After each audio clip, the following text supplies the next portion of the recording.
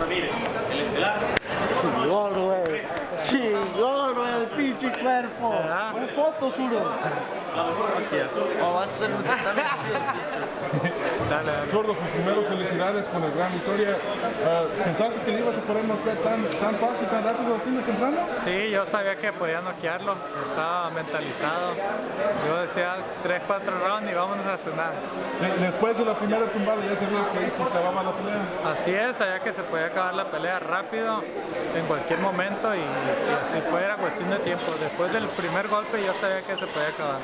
Y ya que estás en tu tercera pelea en el peso 175, ¿cómo ya te sientes el cuerpo y todo en lo adelante con las próximas peleas? Siento que soy un 75 natural y que pues, voy a tomar la división. Sí. Y entonces después llamaste por Bivol, ¿esa es la pelea que quieres? Así es la pelea que quiero, él me llamó también y es la pelea que los dos queremos.